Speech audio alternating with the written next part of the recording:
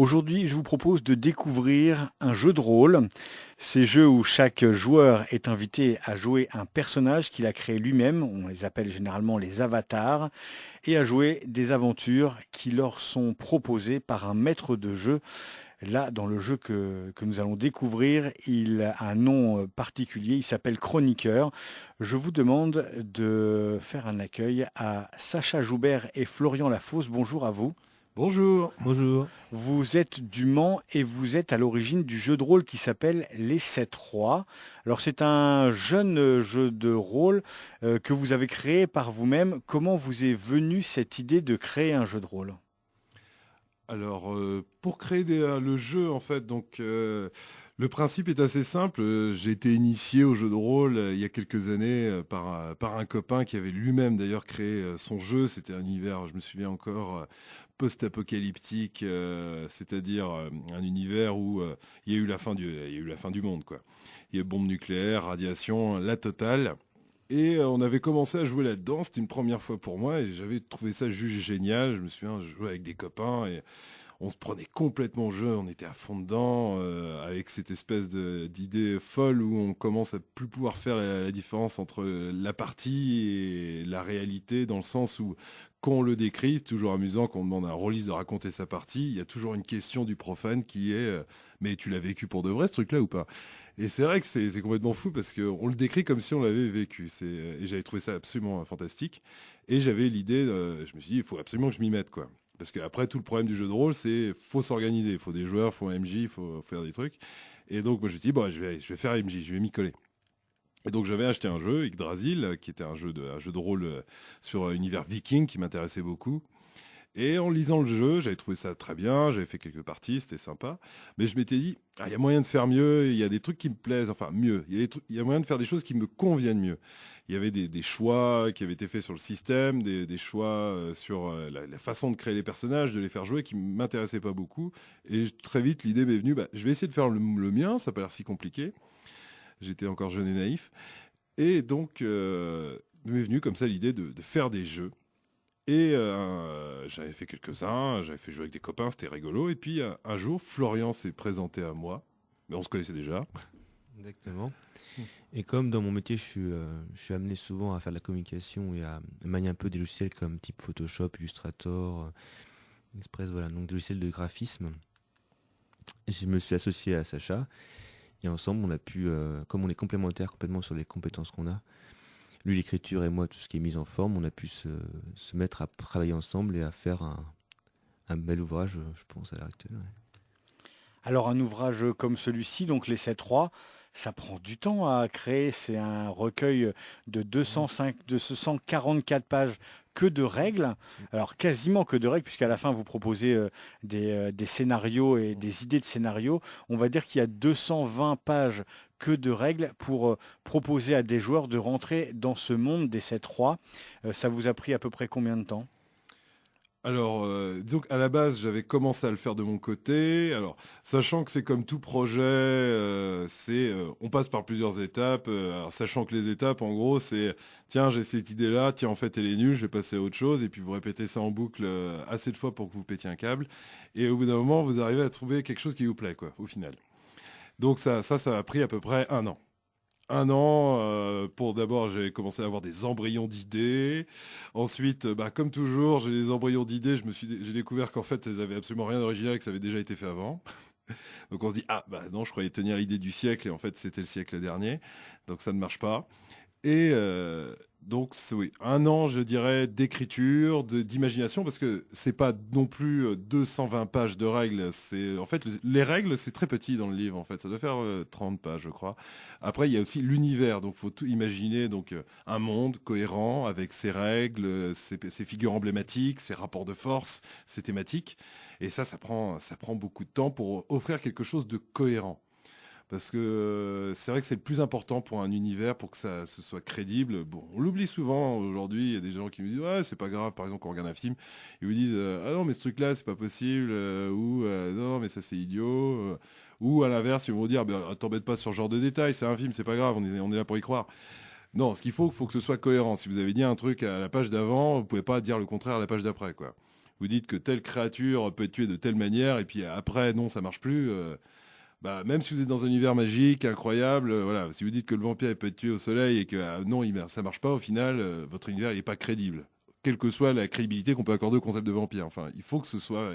Et ça demande un gros boulot, où Flo m'a beaucoup aidé d'ailleurs, dans un deuxième temps, on vient taper l'univers, et puis on pointe, et là, qu'est-ce qui se passe quand il y a ça? C'est-à-dire qu'il faut aller chercher les points qui ne marchent pas, il faut aller chercher les points d'incohérence, et puis il faut tout retravailler pour que ça tienne et que ça offre vraiment un truc immersif. Il y a des périodes, des phases tests. Vous le faites tester à des proches pour savoir ce qui peut fonctionner ou pas? Bon, oui, là concrètement, ce qu'on appelle les playtests, c'est-à-dire la meilleure façon de pouvoir voir si un système fonctionne, c'est de le faire fonctionner, quoi. Faut le faire jouer.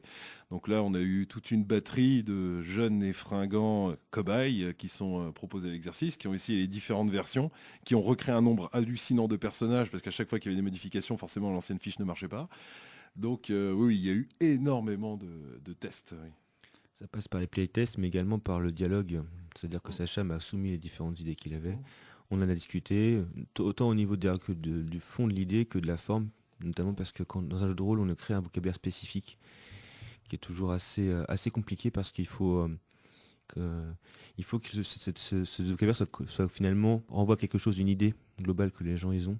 C'est pour ça qu'on a pris le terme de champion, qui est finalement assez connoté, et assez voilà, qui renvoie à la chevalerie, qui renvoie aussi à une certaine stature, à un certain honneur, quoi. On va évoquer le fond des 7 rois. C'est un univers que vous avez créé de toutes parts, qui reprend à différents univers bien connus, notamment à la religion, puisqu'on va retrouver des figures emblématiques de la religion catholique et autres. Vous pouvez nous en dire quelques mots? Alors oui, c'est vrai. Alors c'est vrai que de base, moi-même, je suis un grand fan de manga. J'adore ça. Enfin, c'est vraiment tout ce qui est shonen. J'adore ce truc-là. Et il y a une caractéristique quand même qui est dans le shonen, au-delà de tout ce qu'on peut voir en surface, c'est qu'il y a une capacité de la culture japonaise à intégrer d'autres cultures, d'autres morceaux de culture, et à mixer tout ça de manière absolument délirante. Ça, je trouve ça un truc génial. Vous regardez Chevalier du Zodiaque, mais regardez, ils ont pris des trucs piochés à droite à gauche, de chevalerie, de mythologie grecque, de constellations. Ils ont mixé le tout, et ils ont fait un truc absolument fou. Et ça, je trouve, c'est une des forces de cette culture. Et j'avais envie un peu de faire la même chose, c'est-à-dire vraiment, on va piocher à droite à gauche. On a un imaginaire. La culture pop geek est tellement incroyable. Si en plus on mélange ça de la culture mythologique à ce que j'appelle la mythologie chrétienne, mythologie catholique, c'est-à-dire l'ensemble des mythes, personnages, histoires qui composent cette religion, on a moyen, en mixant tout ça, j'étais sûr qu'il y avait moyen de mixer tout ça, de faire un truc fou, quoi. Et donc c'est vrai qu'on est parti sur ce délire de mélanger tout ça, quoi. Enfin, justement, et toi c'est vrai que tu as assez vite adhéré à l'idée de ce parti pris de tout mixer, quoi. Et on se retrouve dans le monde actuel, à vivre un personnage dans le monde actuel, mais on s'aperçoit que ce monde est gouverné par 7 rois, en fait, qui sont les descendants de deux dieux qui se sont opposés dans une grande bataille. C'est ça. Alors, j'évite de toujours trop en dire sur cet univers, parce que c'est un jeu avec un univers secret. Tout l'intérêt pour les joueurs est justement De pas tout savoir. de pas tout savoir, de découvrir au fur et à mesure tout. Donc c'est vrai que j'ai toujours un peu de mal. C'est vrai que depuis le début, j'essaye de rester mystérieux, de pas tout dire. Mais globalement, oui, c'est ça. C'est-à-dire qu'on part sur des théories complotistes, mais avec une grande dimension biblique quasiment derrière. C'est-à-dire, effectivement, il y a des divinités en ce monde. Et ces divinités se nourrissent de ce qu'on a appelé l'essence. C'est-à-dire, en fait, cette espèce d'aura, de karma, de mana, vous pouvez appeler ça comme vous voulez. C'est-à-dire tout ce qui enrichit notre être au fur et à mesure de la vie. Les expériences, les sentiments, les émotions. Tout ce qu'on vit vient enrichir notre être, et donc ça nous donne une aura, un charisme. Et c'est les rois, donc les 7 rois, les divinités se nourrissent de ça. C'est-à-dire que voilà, quand vous vivez, vous accumulez, ils nourrissent. Quand vous êtes mort, ils prennent ce que vous avez vécu et ils vous renvoient sur Terre, et puis vous refaites un tour, et puis voilà, ainsi de suite. C'est de l'élevage, hein, concrètement c'est ça. Et donc dans cet univers, on joue des humains un peu particuliers vis-à-vis de ça. justement, qui vont avoir connaissance de ce système, connaissance forcément des guerres d'influence que ça implique, puisqu'il va falloir se battre pour récupérer ces âmes. Forcément, il va y avoir autre chose derrière, puisque ces dieux sont aussi ligués ensemble contre un ennemi commun. Donc déjà, ça fait des rapports de force compliqués, parce que chacun, déjà, entre eux, ils peuvent pas se piffrer, mais en plus, il y a un ennemi commun, donc il faut bien arriver à se piffrer quand même. Et au milieu de tout ça, on joue des humains assez particuliers. Toi, si Florent, tu veux en toucher un mot, des champions. Finalement, l'intérêt du jeu, c'est qu'au départ, nous commençons comme quelqu'un de lambda, finalement. On peut jouer notre propre personnage, qui va finalement subir une sorte Révélation. de révélation, exactement. Pas voulu, hein, évidemment. C'est un peu le hasard qui a voulu ça, enfin le hasard ou autre chose. Et qui va se trouver plonger dans ce monde-là qui est l'arrière-monde. Voilà. Le monde un peu caché des choses, qui va devoir agir pour un peu défendre sa vie également, mais pour essayer de faire quelque chose de plus grand, finalement. Donc nous, voilà. C'est ça, être champion, finalement, c'est être un petit peu acteur de ce monde complexe et qu'on ne comprend pas forcément et qu'on va découvrir au fur et à mesure de l'aventure. Parce que nécessairement, on tire ses pouvoirs d'un des rois, on est leur champion. Mais champion dans un sens où on fait un peu ce qu'on veut. Donc il y a tout un rapport aussi amusant qu'on va pouvoir développer avec son roi, c'est-à-dire est-ce qu'on accepte de lui obéir, devenir plus puissant, obtenir des récompenses, avoir une servitude rentable? Ou est-ce qu'on va essayer de jouer plus les cavaliers fous? Est-ce qu'on va essayer de se rebeller? Le jeu, la tech qu'on propose, ça doit paraître extrêmement fouillis, et c'est le principe. C'est-à-dire qu'en fait, vous avez un univers très riche en termes de rapport de force, en termes d'entité, en termes d'enjeux, et le joueur a complète liberté au milieu de ça d'agir, de tenter ce qu'il peut, mais tout simplement pour sa survie, parce que voilà, ça implique qu'il va être pris dans des conflits qui forcément ne le regardent pas forcément de base, mais il va se retrouver dedans. Il va devoir faire des choix qui vont être plus ou moins moraux, qui vont être souvent pas très moraux d'ailleurs, à lui de voir. Et donc effectivement, ça va être assez compliqué pour lui, et c'est vraiment tout l'intérêt, c'est de plonger dans un univers de référence dans tous les sens. Organisé, structuré, entendons-nous quand même, c'est pas juste un joyeux foutoir, mais voilà, il va être plongé là-dedans, dans cet univers fou, et il va devoir se battre pour sa survie, sachant que il comprend pas tout, et puis il va pas y avoir un grand méchant qui va être là pour lui dire mais oui, mais tu t'es rendu compte de ça? Non, il va devoir juste aller chercher les infos lui-même, quoi. Donc tout ça, c'est bien réglé, hein, il y a des règles. On va pas tout dire parce que, comme vous le dites, les joueurs n'ont pas accès à tout et c'est le maître de jeu qui va tout contrôler. C'est un joli foutoir dans une histoire qui est quand même dirigée par le chroniqueur, le maître de jeu, qui va essayer de faire vivre un scénario comme un film à ses joueurs. Il y a plusieurs facettes qui vont régler la fiche personnage, des caractéristiques qui nous permettent de lancer des dés pour savoir si telle ou telle action réussit ou pas. Vous avez quand même fait le parti pris de faire moins lancer le dé et de laisser le joueur résoudre et jouer ce qu'on appelle le roleplay à une part importante dans le jeu. Hein.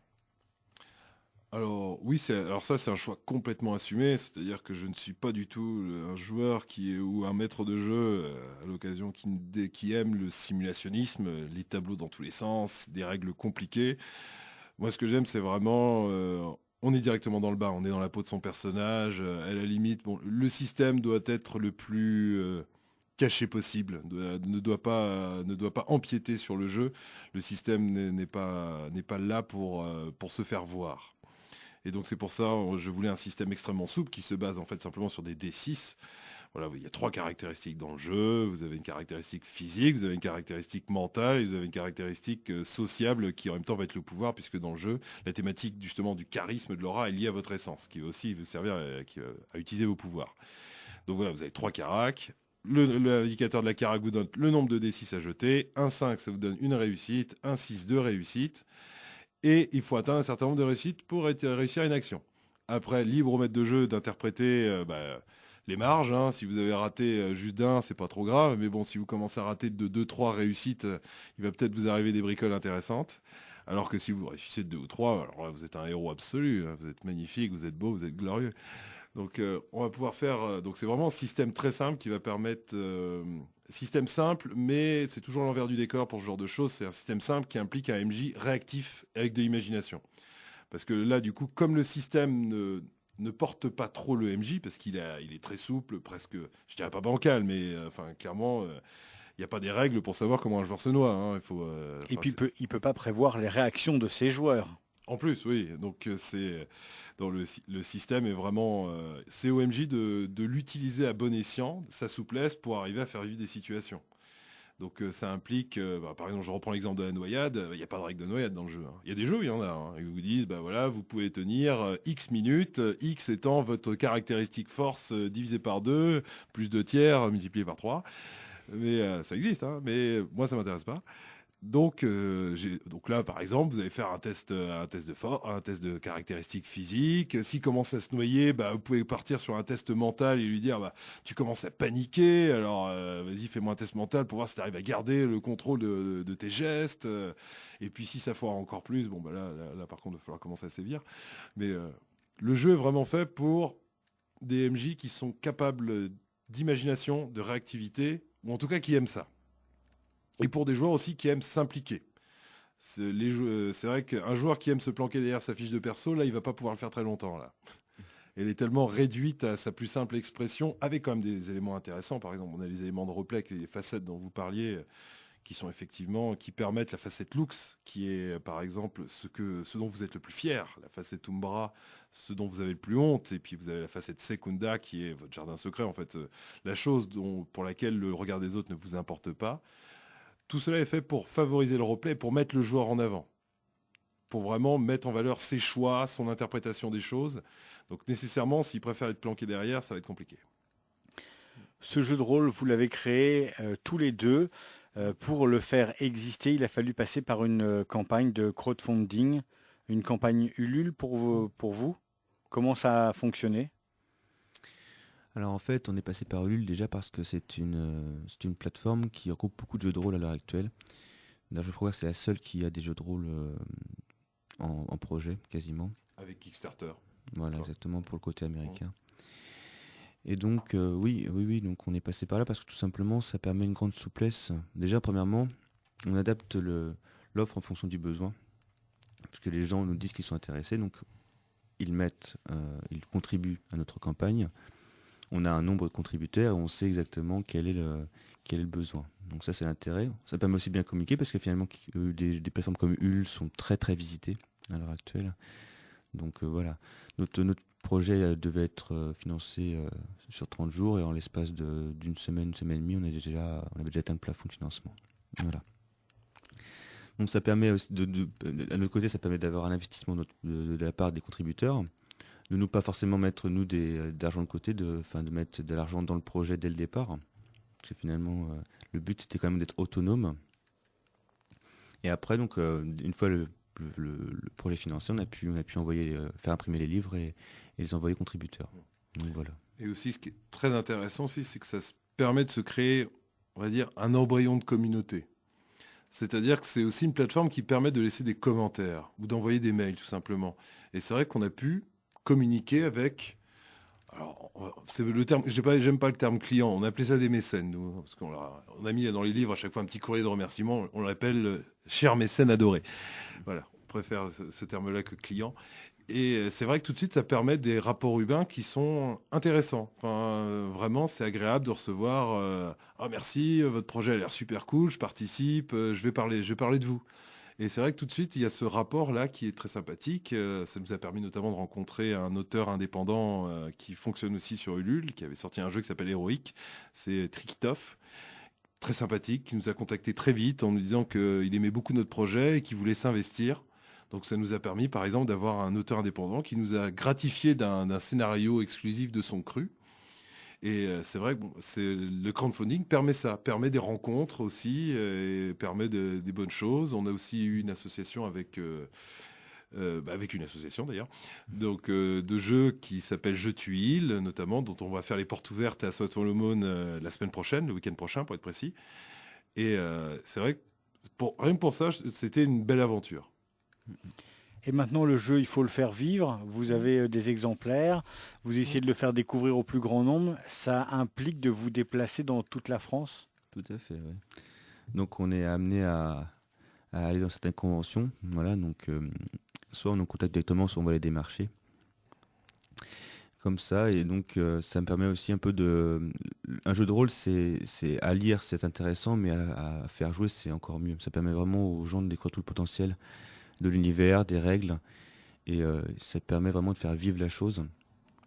Donc voilà, donc on est actuellement en train de développer un site internet avec justement toutes les grandes lignes de ce jeu pour un peu que les gens puissent se faire une idée très précise, sans forcément qu'on soit là, et à présenter un petit peu l'ensemble du livre. C'est vrai qu'après les déplacements, bon, c'est de l'argent, hein, c'est un budget. On nous a proposé par exemple, on est manceau d'origine et de cœur, j'ai envie de dire, mais on vit en région parisienne et c'est vrai, bon, on nous a proposé une convention à côté de Marseille. Bon, l'aller-retour, je vous avoue, Paris-Marseille, bon, on n'est pas trader, on roule pas sur l'or, c'est tout de suite un budget. Donc malheureusement, on a dû dire non. Et on était vraiment désolé parce qu'on adore ça, faire des conventions, on y a pris goût. On a fait juste 2, mais c'est vrai que c'est une belle aventure humaine à chaque fois parce qu'on rencontre des gens, on rencontre des geeks comme nous qui sont là, qui veulent jouer. On rencontre des gens qui peuvent nous offrir des avis, des retours sur les jeux. On trouve des gens très sympathiques. Et en plus, c'est très intense hein, parce qu'on arrive tôt le matin et puis on joue jusqu'à 5-6 heures du soir. On se retrouve le lendemain. La première notamment, on a joué jusqu'à 6h30 du matin. On a dormi 1 heure et demie max sur du béton, dans des sacs de couchage. On s'est relevé, on a recommencé la partie en mettant le café. Enfin, c'était vraiment amusant, quoi. C'était vraiment... bon, là, dit comme ça a l'air horrible, mais sur le moment, c'est amusant.